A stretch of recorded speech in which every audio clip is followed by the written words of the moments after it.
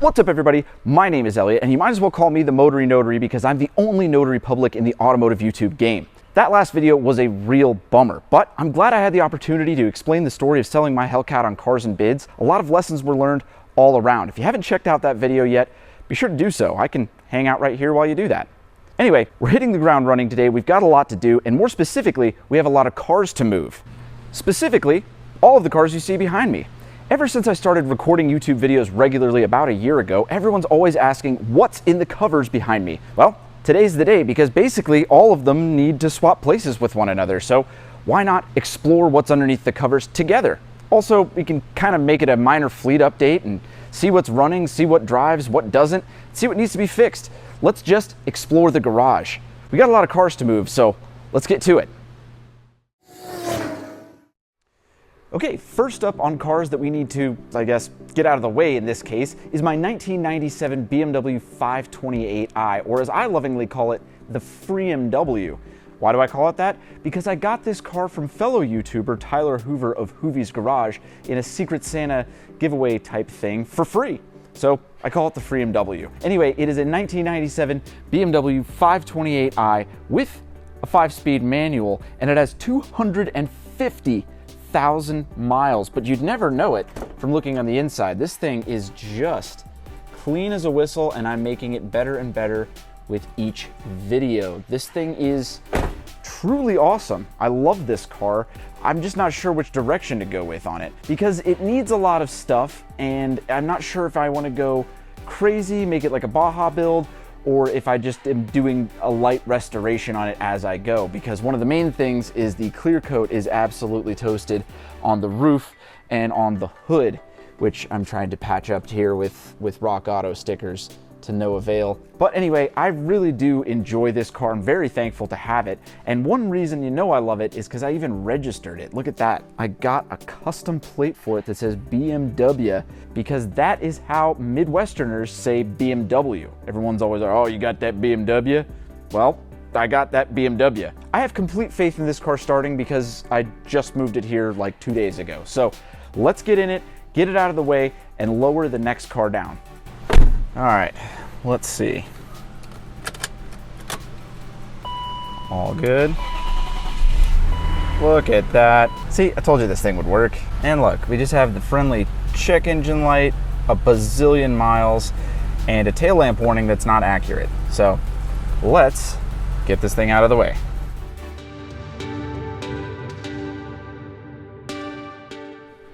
All right, now that that's out of the way, let's go lower down the next car.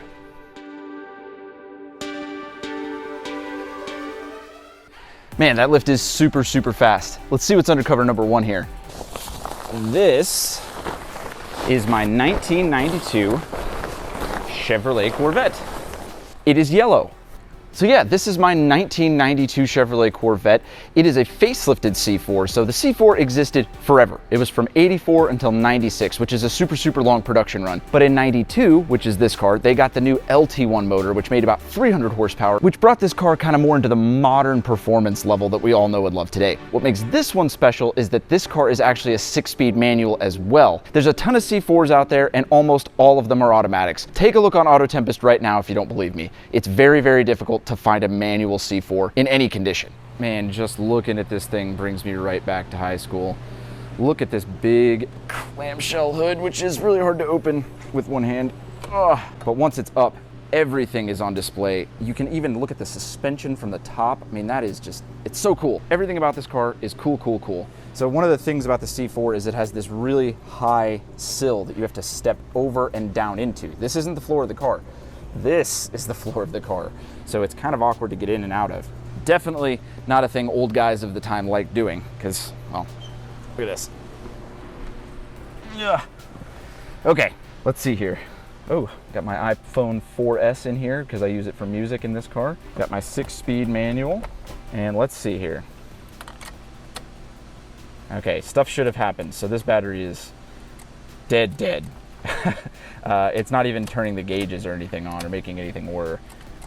So that's all the way dead in my experience, that is going to be an adventure, because that's not even really jumpable. This is like a battery replacement situation. And let me show you what that entails. As you can see, the battery is right here, so this should be a pretty easy swap, right? Well, nope, this is in the way, the computer's in the way, and no matter what, even if you move those two things, it won't come up. You actually have to remove this side panel and pull the battery out this way. Needless to say, that is not exactly the quickest of swaps. So that seems like an adventure for another day, because it's really high time that I get this car back out and get it ready for the springtime, because I actually want to drive it this year, unlike years past. But as far as the fleet update goes, Corvette, yellow, looks good, doesn't run, needs a battery, needs a few other things, but we will get this thing going come springtime. But we still have 2 other cars under covers over here that nobody has seen on the channel before. So let's get those uncovered. All right, moving on down the line, we have this specimen under this cover next. Let's see what it is. This beauty is a 1981 Chevrolet Corvette, if you're seeing a theme here. And this car is absolutely beautiful. And in black, it's actually hard to do this car justice. So let me swing this one out and we'll get a better look around it. I think this one will start because it's been on a battery tender for the last like few months, and this one's never had any problem starting. So fingers crossed it doesn't start now, or that it does start now because it hasn't had problems in the past. Let's move it.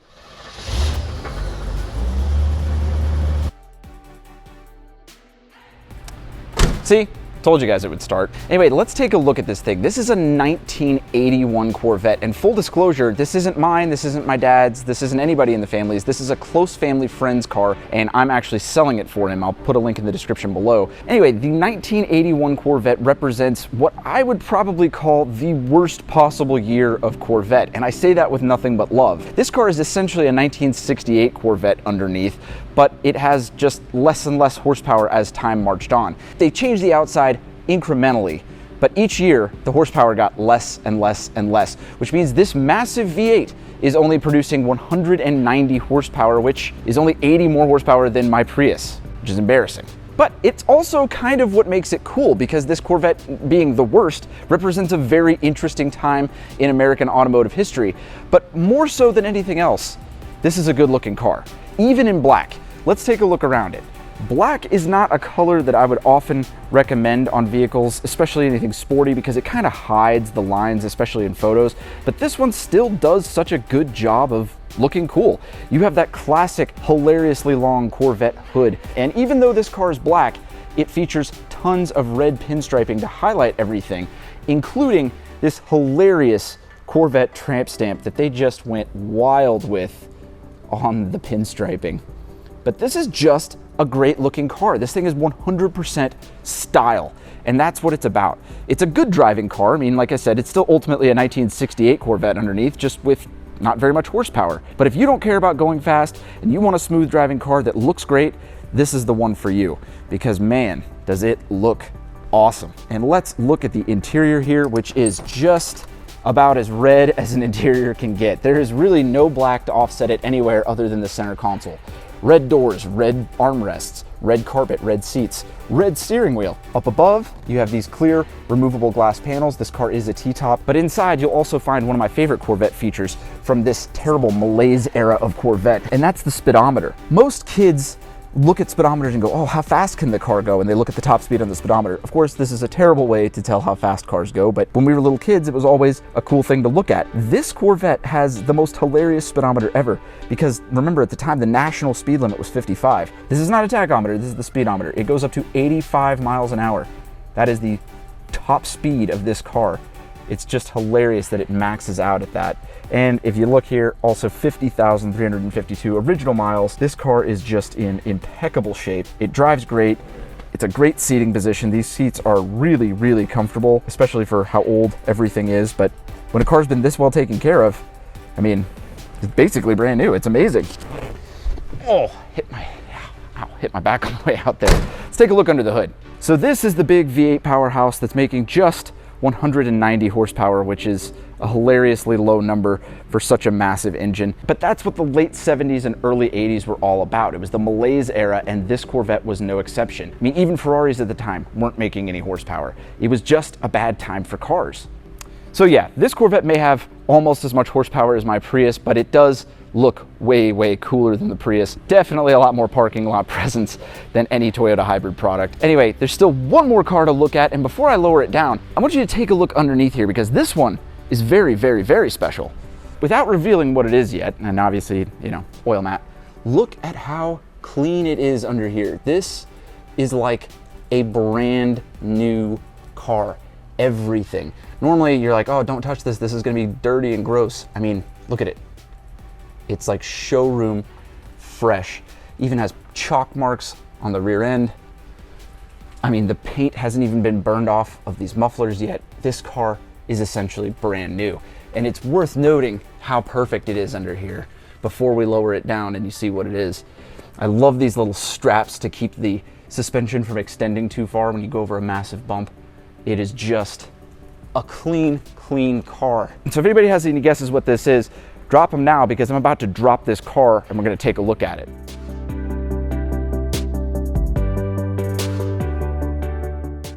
All right, have you guessed yet? I don't know how you did, but let's just peel the cover off of this bad boy. This is a oh man, I'm getting it caught on here. This is not a good reveal, hang on.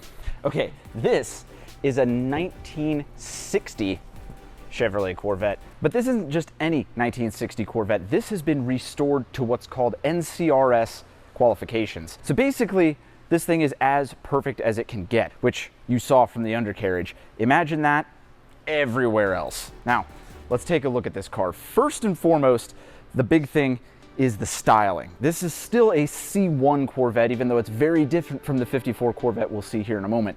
Most notably, the white side cove here that really adds a lot of pop. All Corvettes up until this point were convertibles, and this is no exception. This one just has the hard top. Let me take you with me so we can walk around the rest of this car. All right, now I'm with you, you're with me, I'm holding you. A little backstory on this car.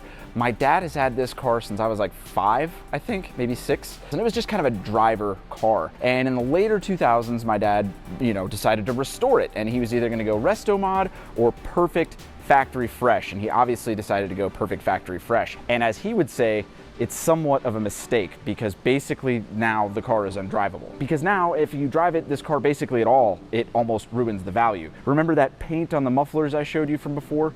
Well, if you drive it, the overspray on the headers will burn off and now it's no longer NCRS anymore. So the car is more or less a very, very expensive paperweight, which is great because these are going up in value, but it's bad from a car perspective because, well, it can't be enjoyed for what it's meant to be enjoyed for. Anyway, let's take a look around this thing because it still is quite the sight to look at. Inside, nothing but style. That is just pure 50s, 60s awesomeness. Even the reflectors are cool. I just love this thing. Box, oh, hang on. This is from a car show back when I was a kid. There's a tiger in it. That's cool. Tiger, tiger, tiger. I think these are all gonna be pictures of a tiger. Yeah, that's cool. This was way before Tiger King. Possibly it was the Tiger King, I don't know. Anyway, moving on. Wow, this interior is awesome. It's obviously perfect because it's supposed to be NCRS style. You got a passenger grab bar that says Corvette. This cool like flowing design. Obviously it's a manual and it's just an awesome, awesome place to be. Let me move over to the driver's side so you can see a little bit better. Okay. One thing you'll notice, the steering wheel very close to the seat, which makes getting in kind of interesting. You just swing it sideways here and you shove your legs underneath. And then you have the most driver-focused display of any car from the 60s that I've ever seen. This was back in the time when cars didn't have a lot of gauges. They usually had a speedometer and a fuel gauge and maybe a temp gauge. This has fuel, temp, attack, which is a very, very sporty feature of the time, battery meter, and an oil pressure gauge, which was again, a very sporty feature at the time. This kind of equipment was definitely high-end for its day and didn't become standard, well, really even today. I mean, if you look at a lot of Hyundais, they don't have stuff like that. And you have this little vent, and look at this, watch. If you could see that, there's a little air vent that popped up on the hood. And that's just a cool way of letting fresh air into your feet when you're driving this car. Imagine it with the top off, even more airflow. In here, look at this, center storage, original owner's manual, we could go on about this car for hours, but let's continue to look at the styling of this thing. Again, white side coves, just a fantastic looking car. The big chrome bumpers, obviously, big symbol. Big fan of custom plates here in this family, as you can tell. And look at this though. This is where the exhaust exits. It's built into the bumpers. Now, what's under the hood, you say, in this NCRS perfect 1960 Corvette? Well, let's lift her up and see just how perfect it is under here. This is a 283 with dual 4-barrel carbs, making about 245 horsepower, which was quite a lot for the time. This was the big motor at the time. The 327 didn't even exist yet, so this was the big motor. As you can see, this is the factory overspray on the headers. That will burn off if the car were to be driven for any extended period of time. And everything in here is absolutely perfect, factory, fresh. There isn't another 1960 Corvette that is as perfect as this one. I guarantee it. It's a work of art. It's amazing. Unfortunately, it's undrivable. And it's the reason that we are shuffling all these cars in the first place. We're gonna drain the fuel out of this tank because it's actually not good to let fuel sit in a tank for that long. It's bad for it. So we're gonna be draining the fuel out of this tank and doing a few other things while it's down. And then back up it goes, because that's what you do with one of these cars, unfortunately. Anyway, let's move on and we'll do a speed update of everything else in the garage that you may or may not already know about. Going from the perfection of this 1960 Corvette to something on the exact opposite end of the scale. This is my 2003 Maserati Coupe GT, or as I call it, the Car Trek Maserati, because this was Tavarish's car on Car Trek Season 2. It came to be a little rougher than it is now. It obviously came straight from shooting the show, but now it has a complete interior and it has just been one thing after another. I fixed the oil pressure sender, the driver's window, everything works pretty much as it should, and the car is now one clutch install away from being pretty drivable on a regular basis. Not teasing you, I'm scheduled to put the clutch in with Johnny next Saturday, so hopefully in 1 week this thing will be very engaging. You get it? Because of the clutch. Anyway, let's move on to other things in the garage. This is my daughter's frozen quad that I am charging because she was just going crazy riding it in here the other day, really wearing it out. That thing is an absolute champ. One-wheel drive, but man, she loves it. And so, you know, it deserves to be in the fleet update. This is my dad's 1954 Corvette. This is still a C1. That's kind of what's confusing, is this is an early C1, very, very rare. That is a later still C1. Anyway, this car is super, super cool. It is nothing but style. A lot of things people don't know about Corvettes on this one. First of all, it's a straight 6. No V8s were offered at this time, and all of them were automatics. So very, very different from what people normally assume with Corvettes. Right now, it's going through a bit of a spring refresher. He's converting it back to 6 volts, which means he's doing a lot of other stuff, having the radiator re-gone through. Carburetors are off. This thing is just getting a refreshment. Moving on, we have the 1929 Model A Ford, and this thing is still just awesome. I'm just waiting for nicer weather right now. It's like 29 degrees outside, which is funny because that's a 1929 Ford. But anyway, this thing is just running great. It's a blast to drive. Absolutely love this car. It is such a departure from everything else you can drive on the road. That's always a huge benefit. This is the hood to the 1954 Corvette, and funny enough, the hood of that car is worth more than probably all of my cars in here combined, other than this one. This big physical reminder of what once was and what could have been. This is my ex-Hellcat, which you've probably seen the video on now. You know how that went, but if you want it, it's now available at Stevens Creek Nissan for just $54,500, which is a little bit different than the number that I sold it for. But if you want it, there you go. You'll just have to get it from Wichita, Kansas first because they haven't picked it up yet. That's the update on the Hellcat. There is one more car that we should probably do an update on, but it's not in here, so 1 second. All right, this is my Toyota Prius, and it's outside because it's what I drive every day.